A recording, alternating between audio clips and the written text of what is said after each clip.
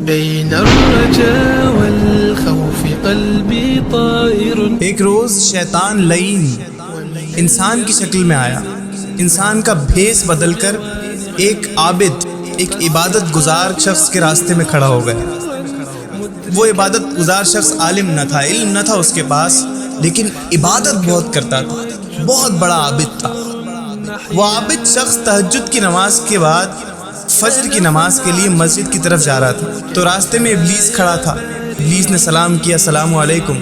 اس عابد شخص نے کہا وعلیکم السلام حضرت. ابلیس نے کہا مجھے ایک مسئلہ پوچھنا ہے. اس عابد شخص نے کہا کہ فرمائیے، لیکن جلدی پوچھیے، مجھے نماز کے لیے دیری ہو رہی ہے. شیطان نے اپنی جیب سے ایک چھوٹی سی شیشی نکالی اور پوچھا کہ کیا اللہ تعالیٰ اس بات پر قادر ہے کہ ان سارے آسمانوں اور ساری زمینوں کو اس چھوٹی سی شیشی میں داخل کر دے؟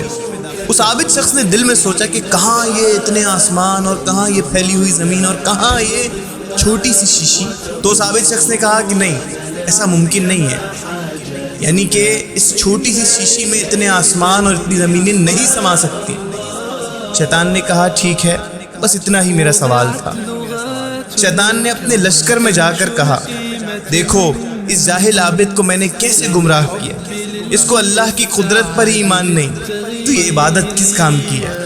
طلوع آفتاب کے قریب ایک عالم جلدی کرتے ہوئے تشریف لائے. شیطان دوبارہ ان کی راہ میں کھڑا ہو گیا. اب یہ عالم تھے، عابد نہیں تھے.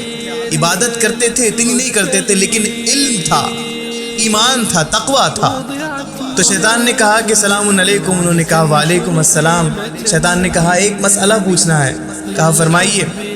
شیطان نے پھر سے وہی سوال دہرایا کہ یہ کانچ کی شیشی ہے، کیا اللہ تعالیٰ اس بات پہ قدرت رکھتا ہے کہ تمام آسمانوں کو، تمام زمینوں کو اس چھوٹی سی شیشی میں قید کر دے، سمو دے؟ تو عالم صاحب نے فرمایا ملعون تو شیطان معلوم ہوتا ہے، کہیں تو شیطان لعین تو نہیں ہے؟ ارے وہ قادر ہے، وہ قادر مطلق ہے.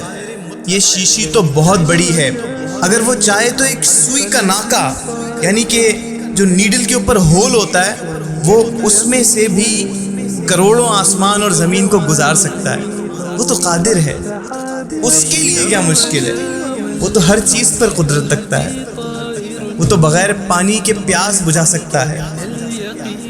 وہ تو بغیر باپ کے حضرت عیسیٰ علیہ السلام کو پیدا کر سکتا ہے. اس کے لیے کیا مشکل ہے؟ وہ تو خالق ہے، تو رازق ہے، وہ تو ستار ہے، وہ تو غفار ہے، وہ تو علیم ہے. اس کے دست قدرت میں تو ہر امر شامل ہے. جو تم تصور بھی نہیں کر سکتے وہ بھی کر سکتا ہے. دوستو، علم بڑی دولت ہے، اور بغیر علم کے عابد بھی خطرے میں رہتا ہے. یعنی اگر علم نہ ہو تو عبادات بھی خطرے میں ہے. لہٰذا علم حاصل کرنا چاہیے. اور جو عابد خود عالم نہ ہو، اسے علماء کی صحبت اختیار کرنی چاہیے اور ان سے محبت پیدا کرنی چاہیے. اور جو عابد علماء سے دور رہتا ہے، وہ شیطان کے پھندے میں پھنس جانے کے خطرے میں رہتا ہے.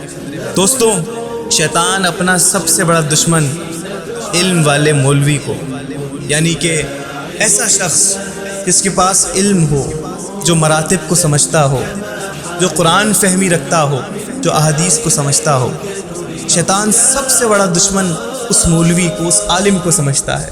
تو علم حاصل کیجئے، ورنہ آپ لاکھوں سجدے کر لیجئے، آپ کروڑوں عبادات سر انجام دے دیجئے، حج کر لیجئے، عمرے کر لیجئے، لیکن آپ کا ایمان خطرے میں ہے، کیونکہ آپ کے پاس معقول علم نہیں ہے. اور شیطان وار وہی کرتا ہے جہاں علم کی کمی ہوتی ہے.